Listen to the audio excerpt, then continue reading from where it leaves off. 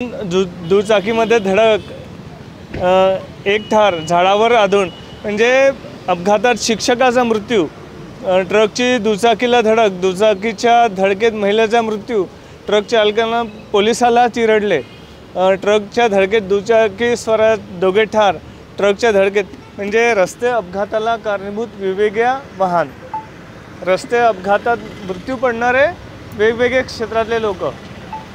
काही आम्ही जे कार्यक्रम घेतले आहे, प्रथमोपचार प्रशिक्षण वगैरे, हे मातृशक्तीचा जागर उपक्रम घेतो मॅडम आम्ही.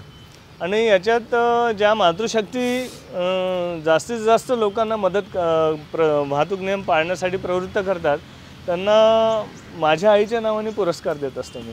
हेल्मेट वाटप झालेल्या विविध उपक्रम चालतात, प्रथमोपचार प्रशिक्षण चालतात आमचे, आणि विविध पद्धतीनेही येतो. तर आता हा जो उपक्रम आहे त्या चेतना तिडके मॅडम होत्या. आम्ही छत्रपती चौकातले रस्ते अपघाताला कारणीभूत समस्या सोडवल्या होत्या, तर त्यांनी तो सर्वे वगैरे केला होता, आणि ही ॲम्ब्युलन्स आम्हाला पुरस्कारात मिळाली. धन्यवाद सर. मंच पर उपस्थित सभी मान्यवर, इस कॉलेज के सभी प्राध्यापक, सभी विद्यार्थीगण, मातृशक्ति यहाँ पर बहुत सारा ज़्यादा बैठी हुई है, उन सभी को नमन. और इस नवरात्र में आप सभी को बहुत बहुत शुभकामनाएं. राजू वाघ सर जो है, इन्हें मैं जब से इन्होंने शुरू किया था तब से उनके साथ जुड़े हुई है, और बहुत ही अच्छा उपक्रम, उन्होंने हार नहीं मानी. ये मैं उनको खुद मतलब आपको अपने अनुभव से बता सकती हूँ कि इतना लंबा सफ़र और एक ही काम में जहाँ बहुत सारी मुश्किलों का सामना करना पड़ता है. ये मातृशक्ति, ये सही बात है, आपने अब पकड़ा है कि अगर माताओं को या स्त्री शक्ति को आप पकड़ोगे तो ये काम जरूर होगा. हाँ, बिल्कुल सही पकड़े हैं, क्योंकि यही लोग हैं अब जाके, जब वो 9 हाथ आप देख रहे हो, है ना, तो एक हाथ में मोबाइल भी है, कंप्यूटर भी है, बाकी चीज़ें भी है, झाड़ू पोछा भी है, खाना बनाना भी है, बच्चे संभालना भी है, ये सारी चीज़ें करते हुए यही लोग सही मायने में अब आपके काम आएंगे. क्योंकि जो होम मिनिस्टर आप कहते हैं ना, प्रधानमंत्री भी रहे या राष्ट्रपति भी रहे, तो उनको अपने घर की माता और पत्नी का ही सुनना पड़ता है. तो ये जो चीज़ें सही बोले तो घर से ही शुरू होनी चाहिए. आपने बहुत सारी चीज़ें जो बताए कि हेलमेट और ये, तो ये जैसे सुबह नमस्कार करके निकलते हैं ना, तभी माता ने या बहन ने उनको हेलमेट लिया कि नहीं, मोबाइल अभी जा रहा है तो मोबाइल अपने जेब में रख. इतना क्या अर्जेंट है समझ में नहीं आता है कि मोबाइल बजता है तो चलती गाड़ी में भी मोबाइल ले लेते, फिर वो कार रहे, स्कूटर रहे, बाइक रहे या साइकिल रहे. हम लोग यहाँ से रोज़ आते जाते देखते हैं, ऐसे मुझे तो लगता है मुंडी टेढ़ी हो जाएगी अभी एक समय में. बिल्कुल आपके उपक्रम में हम सभी आपके साथ हैं.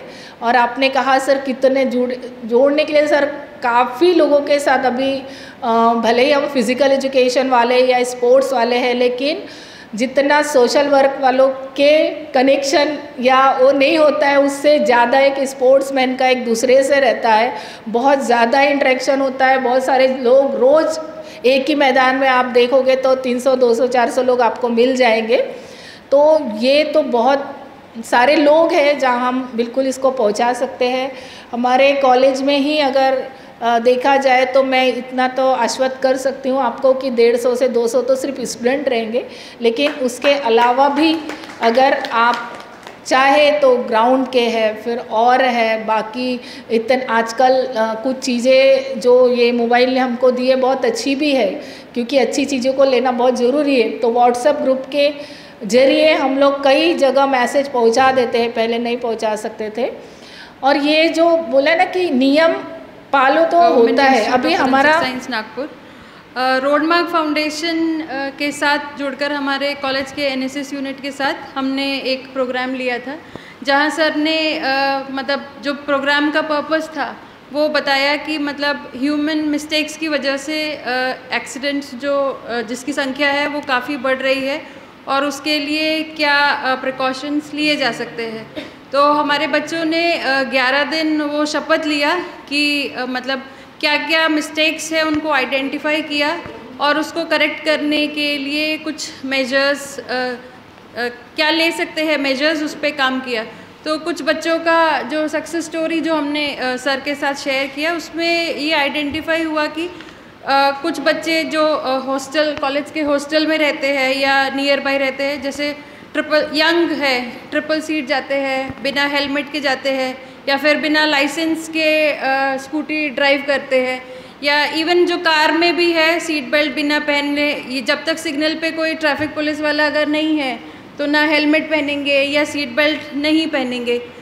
तो ये सारी चीज़ें आइडेंटिफाई की, तो जिसके मतलब जो ह्यूमन मिस्टेक्स है, जैसे बहुत सारे केसेस में ड्रंक एंड ड्राइविंग है, या कोई इलीगल सब्सटेंस का अब्यूज़ करते हुए ड्रग के इम्पैक्ट के अंडर वो ड्राइव कर रहे हैं, या फिर जैसे मैम ने बोला था कि बायोमेट्रिक होता है तो जल्दी ऑफिस पहुंचना है या कहीं जल्दी पहुंचना है, उसकी जल्दबाजी में रैश ड्राइविंग है या ओवर स्पीड कर रहे हैं। तो ये कुछ सारे कॉजेज़ कुछ आइडेंटिफाई हुए। तो आगे चल के हमारा ये है कि कुछ बच्चे ये इस चीज़ पे सर्वे करेंगे कि जो शपथ लिया है उसका इम्पैक्ट, या फिर मतलब अवेयरनेस क्रिएट करने के बाद क्या बदलाव आया है उस ड्यूरेशन में, इस पे काम करने के लिए बच्चे रेडी है। मैं राजेश वाघ सर को थैंक यू बोलना चाहूँगी कि उन्होंने हमारे कॉलेज के साथ मिलके ये उपक्रम की शुरुआत की, और आगे ये कंटिन्यू रहेगा, और प्रोबेबली इसका कुछ तो डिफरेंस बच्चों में या आगे लोगों में दिखाई देगा। धन्यवाद सर। विद्यार्थी स्टूडेंट अभियान में इसके अलावा, आपके कॉलेज के अलावा आपका जो परिचय, परिवार है, पौराणिक संस्था है? हाँ, बच्चों ने अपने अपने घरों में, हॉस्टल्स में जहाँ वो रहते हैं, इस उपक्रम के बारे में या जो इस उपक्रम का पर्पस है उसके बारे में उनको बताया है। धन्यवाद। हा उपक्रम सतत राबवणारे राजेश वाघ, रोडमार्क फाउंडेशनचे संपूर्ण सदस्य, उपस्थित मंचावरचे संपूर्ण सन्माननीय अतिथी, विशेषत्वाने या महाविद्यालयाचे प्राचार्य, प्राध्यापक आणि विद्यार्थी मित्रमैत्रिणी, सुरुवातीला तर मी यांचं अभिनंदन करते की इतका मोठा सुंदर उपक्रम यांनी सुरू केलेला आहे। आणि आज तर या ठिकाणी नवरात्रीचा उत्सवाचे दिवस पाहून मातृशक्तीचा जागर या अंतर्गत त्यांनी या ठिकाणी संपूर्ण महिलांना आमंत्रित केलेला आहे। तर खरोखर हा उपक्रम खूपच कौतुकास्पद आहे, कारण आज जर आपण विचार केला तर प्रत्येकाच्या घरी 1 किंवा 2 मुलं आहेत, आणि म्हणून त्या दृष्टिकोनातून अपघातमुक्त नागपूर किंवा भारत होणे हे फार गरजेचं आहे। आणि मातृशक्तीला जागृत करणं, आता मातृशक्ती आज सुरू आहे। राष्ट्रसंतही म्हणतात की जिच्या हाती पाळण्याची दोरी ती जगाते उद्धारी।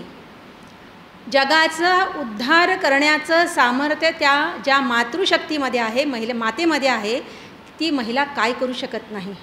ऋग्वेदापासून, वेदांपासून मातृशक्तीचा वंदन केलेलं आहे, आणि म्हणून आज यांनी जे मातृशक्तीला आवाहन केलेलं आहे, खरोखरच त्यांनी चांगला एक धागा निवडला आहे की ज्याच्यामुळे ते अपघातमुक्त नागपूर करण्यासाठी तरुण मनाला जागृत करू शकेल। मी विद्यार्थी मित्रांना सांगते, उपस्थितांना सगळ्यांना सांगते, बघा, अपघात होऊ नये ही फार महत्त्वाची गरज आहे, कारण घरी आपली कोणीतरी वाट बघत आहे हे महत्त्वाचं जर डोळ्यापुढे तुम्ही आणलं ना तर अपघात होणारच नाही। आई, प्रत्येक क्षणी घराबाहेरून निघताना जरा हळू चालवशील, हेल्मेट घालशील, रस्त्याने मोबाईलवर बोलू नको, ह्या सूचना रोज, कारण मी पण आई आहे, रोज आपल्या मुलांना देत असते। पण या पलीकडे जाऊन मी सांगते तुम्हाला की फक्त सूचनांनी बदल होत नसतो, बदल होतो तो कृतीने। अगदी लहान बाळ असल्यापासून ते आपल्या आईच्या किंवा वडिलांच्या गाडीवर बसून प्रवास करत असतं, त्या क्षणापासून आईनी किंवा वडिलांनी जर नियम पाळले, चौकात बरोबर थांबले, सिग्नल तोडलं नाही, हेल्मेट स्वतः घातलं, गाडीचा वेग नियंत्रित राहील एवढाच ठेवला, कुठल्या भागात आपल्याला वळायचं आहे त्या भागाने बरोबर आपली गाडी लावली, हे जर ते लहान मूल लहानपणीपासनं आपल्या नजरेतून बघत असेल ना तर ते नक्कीच त्यातनं शिकेल। अर्थात कधीकधी असं होतं की तरुणावस्थेमध्ये आल्यावर मुलं काय करतात की काही नियम मोडतात, कारण त्या काळात उत्साह जास्ती अंगी संचारला असतो आणि कुठे पळू आणि कुठे नाही असं होऊन जातं।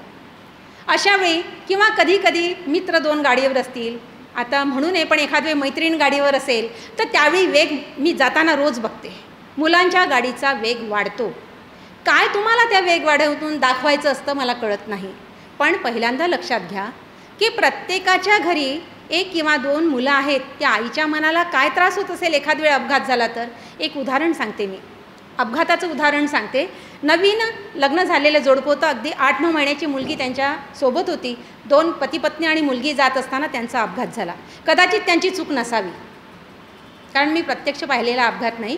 कदाचित त्यांची चूक नसावी आणि अपघात इतका जबरदस्त झाला की दोघं तिघंही खाली पडले. त्या महिलेला इतकं लागलं की तिला ॲडमिट केलं गेलं. ॲडमिट केल्यावर तिच्या डोक्याला, ती बेशुद्ध झाल्यामुळे डोक्यावर इलाज झाला, पण तिच्या कमरेला मार लागलेला याकडे कोणाचं लक्ष, डॉक्टरांचंही लक्ष गेलं नाही. कारण ती सांगू शकली नाही, मुवमेंट केली नाही आणि त्याच्यामुळे त्या कमरेवर उपायच झाला नाही. जेव्हा ती त्यातून बाहेर आली, तिला कड पलटायला सांगितलं तर ती पलटू शकत नव्हती. मग डॉक्टरांच्या लक्षात आलं की तिच्या कमरेला जबर मार लागला आहे. 24 तासात जर त्याच्यावर इलाज झाला असता तर ती चालू शकली असती. आता नाही. आपल्याच एरियातलं उदाहरण आहे, फक्त नाव सांगत नाही. तर अशी अवस्था आणि ती लेडीज आता व्हीलचेअरवर असते. पण एक चांगलं सुशिक्षित कुटुंब होतं म्हणून तिला सांभाळलं.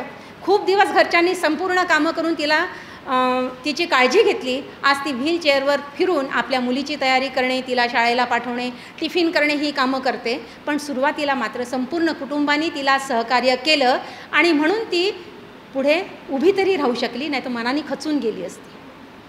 त्यानुसार जर वाहतुकीच्या नियमांचं पालन करू तुम्ही चाललात ना, तर निश्चितच यांचा जो उपक्रम आहे अपघातमुक्त नागपूर, अपघातमुक्त नागपूर कशाला, आपला देशच म्हणा ना, ते त्यांचं स्वप्न साकार होईल. आणि त्यांनी खरोखर एक चांगलं स्वप्न या ठिकाणी उराशी बाळगलेलं आहे आणि ते खरंच यशस्वी होईल अशा माझ्या शुभेच्छा मी त्यांना देते आणि थांबते. आणि मी याबाबतीत मी सुरुवातीलाच यांच्याशी बोलली केबिनमध्ये बसली असताना की प्रत्येक कॉलेजमध्ये ते उपक्रम राबवतात आहे, वेळ काढतात आहे, अगदी कौतुक आहे. पण नागपूर विद्यापीठच गाठाना, मी म्हटलं विद्यापीठात कार्यक्रम घ्या. तिथे इतके विद्यार्थी आहेत. कदाचित विद्यापीठाला आता जसं आम्ही एक कार्यक्रम राबवतो आहे, तर विद्यापीठाला संपूर्ण नागपूरच्या संलग्नित संचालित महाविद्यालयांना तिथे बोलवता येतील. आणि एवढा मोठा विद्यार्थी संख्या तिथे जर सहभागी झाली तर सगळ्या विद्यार्थ्यांपर्यंत हा संदेश पोहोचेल. आणि आज तरुण जर जागृत झाला ना, आज आपल्या देशामध्ये तरुणांची संख्या जास्ती आहे. तरुण जर जागृत झाला ना, भविष्याचा आधारस्तंभ जर जागृत झाला ना, तर अपघातमुक्त नागपूर करायला वेळ यांना लागणार नाही. आणि म्हणून हे कार्य आपण करावं अशी अपेक्षा करते आणि थांबते. जमल्यास मीच माझ्या विभागातर्फे नागपूर विद्यापीठामध्ये कार्यक्रम घेण्याचा प्रयत्न करते. येथे कार्यरत आहे.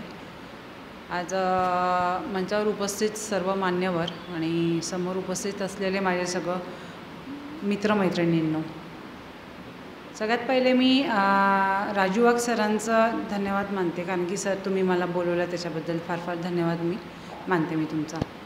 ॲक्च्युली इथे मॅडमने पण आपल्याला जे सांगितलं रोड सेफ्टीबद्दल आणि या मॅडमने पण जे आपल्याला सांगितलं, ॲक्च्युली फार महत्त्वाची बाब आहे. आपण सगळ्यांनी या गोष्टीकडे लक्ष दिलं पाहिजे. प्रशासन हे तर त्यांचं पूर्ण कार्य करतच आहे, त्यांची जी काही त्यांना कामं दिलेली गेलेली आहे ती पूर्ण करतातच आहे.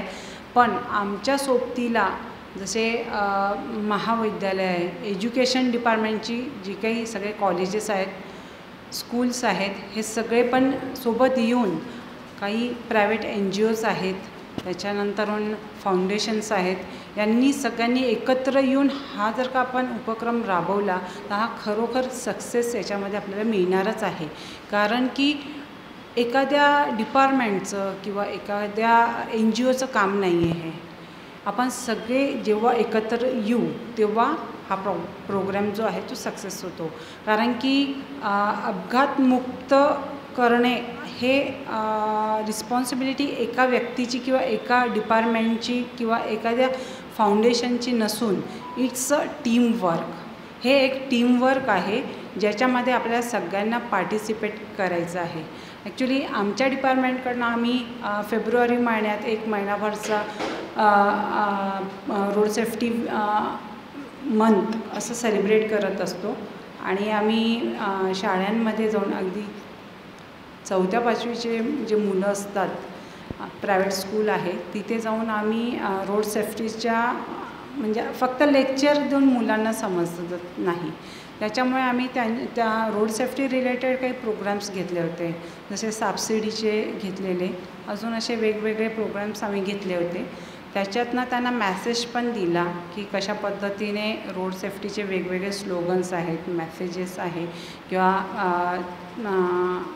ते खेळण्यातनं आम्ही त्यांना ते समजवण्यात आले होते. ॲक्च्युली त्यांच्यापर्यंत तो मेसेज देण्यात आला होता. आता राहिली जसे मोठी मुलं, कॉलेजची मुलं, आपण बघतोय बराच वेळ तुम्ही फार फास्ट आहे, प्रॉब्लेम नाही आहे, पण कुठेतरी आपल्याला सावध राहणं फार गरजेचं आहे, स्वतःला कंट्रोल करणं फार गरजेचं आहे. आता बघता एवढ्या धावपळीच्या जीवनामध्ये आपल्या स्ट्रेस खूप असतात, खूप कामं आपल्या मागे लागलेली आहे. पेशन्स हा आपल्यामध्ये अगदी 0% झालेला आहे. आपण रोडवरती चालताना पण बिलकुल पेशन्स ठेवत नाही. कधी कधी सिग्नल लागतो, बराच वेळा सिग्नल लागत नाही. काउंटडाऊन कधी कमी होतो, काय होतं, कधी मी धावू, अशी रेस आपल्यामध्ये आता सुद्धा लागलेली आहे. आधी मी जातो की तू जातो, ही अशी आपली सध्याची कंडिशन आहे. कधी पण एका स्पॉटहून दुसऱ्या स्पॉटला जाताना आपण अगदी टाईम टू टाईम कॅल्क्युलेट करून त्या वेळेत मी पोचलो पाहिजे, ही आपली धारणा झालेली आहे. पण ते अगदी चुकीची आहे. आपल्याला आता पॉप्युलेशन वाढत चाललं आहे, रोडचे पण बरीचशी कामं चालू असल्यामुळे आपल्याला काही वेळ त्या रोडसाठी किंवा येणारे जे मधले ऑब्स्टॅकल्स आहेत त्याच्यासाठी द्यावेच लागणार आहे. त्याच्यामुळे मी 10 मिनटात त्या स्पॉटवरती पोचू शकतो किंवा घरातनं निघाल्यानंतरून अवघ्या 15 मिनटात मी माझ्या कॉलेजला जाऊ शकतो, ही विचारसरणी आपल्याला सोडावी लागेल. ॲटलिस्ट तुम्हाला अर्धा तास 1 तास त्याच्यासाठी द्यावाच लागेल. जसं आता मुंबई, पुण्यासारख्या सिटीमध्ये काय होतं, त्या लोकांना सवय, कारण की त्यांचा येण्या जाण्यात जो वेळ जातो, ट्रॅफिकमध्ये जो वेळ जातो, ते कॅल्क्युलेट करतात त्याच्यात. ही सध्या सिच्युएशन आपल्या नागपुरात नाही आहे. म्हणून इथल्या लोकांना ते अजून माहीत नाही की बुवा तो पण वेळ आपल्याला कॅल्क्युलेट केला पाहिजे. मध्ये जे ऑब्स्टॅकल्स येतात ना, तो वेळ कोण कॅल्क्युलेट करणार आहे?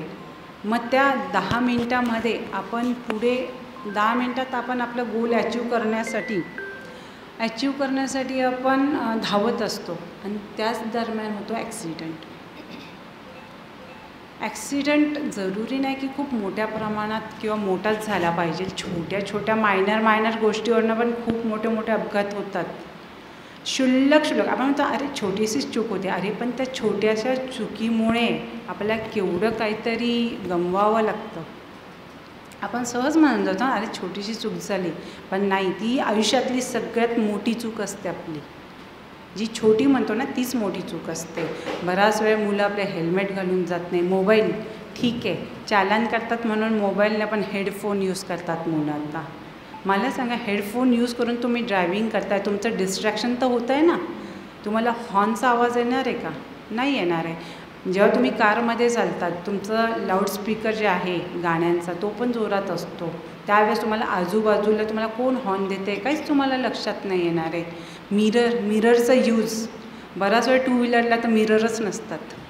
मग मागचा व्यक्ती किंवा मागचं वाहन कोणत्या साईडला कोणत्या डायरेक्शनमध्ये टर्न घेत आहे किंवा कुठे चाललं आहे तुम्हाला कसं काय लक्षात येणार? त्याच्यामुळे 2 व्हीलरसाठी 2 मिरर फार महत्त्वाचे आहे. 4 व्हीलरसाठी 3 मिरर फार महत्त्वाचे आहे. जनरली लोक फक्त राईट साईडचा, 4 व्हीलरमध्ये जनरली राईट साईडचाच मिररचा यूज करतात. सेंटरचा जो मिरर आहे त्याचा यूजच नाही करत किंवा लेफ्ट साईडचा पण मिररचा यूजच नाही करत. पण मी जेव्हा गाडीत बसते ना, मी सगळ्यात आधी सीट बेल्ट टाय केला आहे का आणि माझं centre mirror, left side mirror सगळं ॲडजस्ट केलेलं आहे का ते बघितल्याशिवाय मी गाडी पुढे चालवत नाही, कारण की मी त्याच्याशिवाय चालूच शकत नाही गाडी.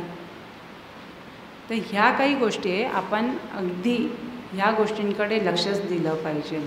आणि सर खरंच तुम्ही खूप चांगला उपक्रम हा राबवता आहेत. याच्यामध्ये आम्ही सगळं मेंबर्स तुमच्यासोबत आहे, कारण की मला माहिती आहे हे एका व्यक्तीचं काम नाही आहे किंवा एका डिपार्टमेंटचं पण काम नाही आहे किंवा एका NGOजचं पण काम नाही आहे. बराच वेळा आमच्यासोबत काही NGOज पण असतात जी रिटायर्ड पर्सन्स आहेत ना, त्यांचा एक NGO आहे, ते सुद्धा अगदी रोडवरती उभं राहून जे लोक चुकतात, जे मुलं चुकतात, त्यांना पुष्पगुच्छ देऊन त्यांना सांगत असतात की तू कशा पद्धतीने चूक केली आहेस. म्हणजे कुठेतरी लक्षात येतं. स्टुडंट ऐकून घ्या, कसं आहे ना, ठीक आहे, मोठे आहेत, म्हातारे आहेत, सांगतायत, आपल्या कंटाळा येतो, राग येतो, हे काय आम्हाला शिकवायला निघाले आहेत, पण ती फार महत्त्वाची गोष्ट सांगून जातात. त्याच्यामुळे त्यांचंही ऐका, कारण की सध्याची जनरेशन आहे ही स्मार्ट आहे, म्हणून त्यांना ते सगळं ऐकायचं नसतं की काय वारंवार त्या गोष्टी सांगितल्याच जातात. ते यूज टू झालेले आहेत सगळं, असं त्यांचं म्हणणं असतं. पण त्याच्यातनं कुठेतरी एक महत्त्वाची गोष्ट आपल्याला सांगितली जाते आणि नेमकी तीच आपल्या कामात येत असते. पण म्हणतो ना आजीबाई का बटवा, तशा टाईपचंच आहे ह्या सगळ्या गोष्टी. त्याच्यामुळे सगळ्यांनी या गोष्टीवरती लक्ष द्या आणि जागृतपणे तुम्ही पण सगळे ट्रॅफिक रूल्स फॉलो करा. आणि आपला जो विषय आहे आजचा अपघात मुक्त रस्ते जे म्हणतो आपण, ही संकल्पना, तर हे याच्या आधी पण मी ट्रॅफिक DCP रीडर असताना ते बघितलं होतं. म्हणजे जे आपलं जसं रोड फाउंडेशन ना, तर मी स्वतः वाहतूक पोलीस स्टेशन कामठी विभागाला इंचार्ज आहे. तर कसं आहे, बऱ्याचदा असं होतं आपल्या लोकांना ते अवेअरनेसच नसते की कशा पद्धतीनं आपण वाहन चालवले पाहिजे. बऱ्याचदा असं होतं की ट्रिपल सीट जात आहेत, त्यांना जर अडवलं तर त्यांचं एकच म्हणणं असतं, हमने ये चोरी की क्या, हमको पकड रहे हैं. म्हणजे काहीच नाही नसतं. परत चालान केलं किंवा दुसरं काही जर त्यांना म्हटलं तर ते पण विषय होतो की हमें कुछ भी नहीं किया, पुलिस ऐसा कर रही है, असं तसं. दुसरं असं की आपला जो महत्त्वाचा सब्जेक्ट की मातृशक्तीचा, तर आता नवरात्र सुरू आहे, नवरात्रीच्या ज्या अनुषंगाने हे जे कार्यक्रम घेत आहे त्यासाठी मी आपले धन्यवाद, आभार व्यक्त करते. आणि मातृशक्तीचा जर विचार केला आपण तर पहिल्यांदा असं आहे, स्त्री ही जी मातृत्व जे आहे किंवा मग आई म्हणून जी संस्कार मुलांना रुजवू शकते ते दुसरं कुणीच रुजवू शकत नाही. एक आपण काय करतोय की नीती मॅडम वगैरे हे यांचं चांगलं संशोधन आहे त्यांच्या क्षेत्रातलं, फॉरेन्सिकमधलं. आपण असं करतो आहे की विविध क्षेत्रातल्या मान्यवर मातृशक्ती यांची एक टीम तयार करायचं आपलं म्हणणं आहे. आणि यांनी हे विविध क्षेत्रातले आहे तर एक रिसर्च टीम आपण करतो आहे की मानवी चुकीमुळे होणारे रस्ते अपघात, त्या अपघाताला कारणीभूत मानसिकता, त्याच्यामुळे होणारे उद्ध्वस्त कुटुंब, जे डोंगर दुःखाचं कोसळतं ते, आणि त्यावर हे होऊ नये याच्यासाठी उपाययोजना आणि तोडगा काय काढता येईल. आणि केवळ तो तोडगा काढून चालणार नाही तर ती लोकचळवळ उभी झाली पाहिजे, त्याच्यावर जनजागृती झाली पाहिजे. अशा पद्धतीचं काम आपण या 2026मध्ये करू शकतो का, मग ती सुरुवात आपण आतापासून करू शकतो का. आणि म्हणून आज आपण एक छोटासा विषय आपण इथे घेणार आहे की एक आपण समिती तयार करू. त्या समितीत आपण सर्व मान्यवर त्या समितीचे सदस्य राहा आणि ही रिसर्च कमिटी असेल आणि आपण दर महिन्याला आपण एक बैठक घेऊन या विषयावर चर्चा करू आणि यावर उपाययोजना आणि तोडगा. तर जसं फॉरेन्सिक सायन्स कॉलेज जे आहे कपूर मॅडम आणि या टीमचं, तर हे रस्त्यावर जाणार यांची टीम, विद्यार्थी उपाययोजना तोडगा शोधणार, अपघाताला कारणीभूत समस्या शोधणार. त्याच पद्धतीने आपलं सोशल वर्क आहे, तर सोशल वर्कच्या कॉलेजच्या पण विद्यार्थ्यांना आपण अशा पद्धतीचं काम दिलं पाहिजे. तर आपण असं करणार आहे की विविध महाविद्यालय, विविध संस्था संघटनांना आपण हे निमंत्रण देतो आहे, आवाहन करतो आहे की त्यांनी त्या त्या क्षेत्रामध्ये, त्या त्या चौकामध्ये, त्या त्या परिसरामध्ये अशा पद्धतीचं संशोधन करायचं. आणि त्या सगळ्यांची जी काही डिटेल्स आपल्याकडे येईल त्याच्यातून आपण एक मार्ग काढू शकतो का मानवी चुकांवर आधारित जनजागृतीचा. तर असा तो जनजागृतीचा तो मार्ग तर आपण आज जे इथे आपण बसलेलो आहे ते आपण आज मी इथे घोषणा करतो की मोनिका मॅडम असतील, थोटे मॅडम असतील, कपूर मॅडम असतील, हंसी मॅडम असतील, रेखा मॅडम असतील, आपण सगळे मिळून आजपासनं या रिसर्च टीमचे सदस्य आहे अशी मी आज घोषणा करतो. आणि जे आज त्या कार्यक्रमाला येऊ शकलेले आहेत ते सुद्धा असतील. आणि उद्याच्या जी काही न्यूज बातमी येईल तर आपली ही समिती स्थापित झाली अशी आज आपण घोषणा करणार आहे आणि ही समिती वारंवार वेळोवेळी आम्हाला मदत करेल की अपघाताला कारणीभूत समस्या आणि त्याच्यावर तोडगा सुचवण्यासाठी. मी शपथ घेतो की भारत मातेला स्मरून मी आज शपथ घेतो की मानवी चुकीमुळे होणाऱ्या आणि वाढत्या रस्ते अपघातावर आळा बसावा.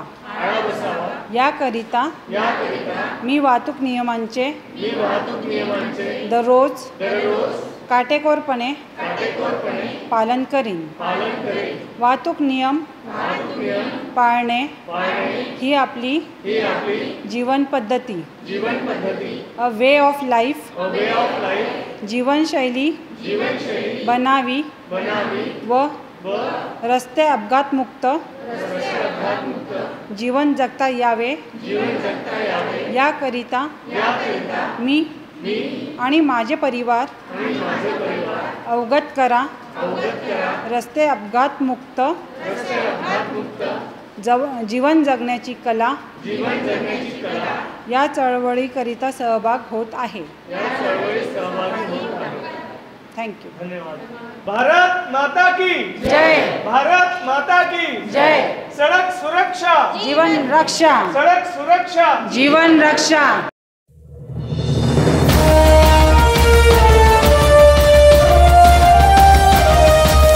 लोकहिताच्या गाथा भारत रचतो आहे. मातृशक्तीचा वैश्विक जागर करतो आहे. लोकहिताच्या गाथा भारत रचतो आहे. मातृशक्तीचा वैश्विक जागर करतो आहे. रहा सुरक्षित जगा सुरक्षित रहा सुरक्षा सड़क सुरक्षा सड़क सुरक्षा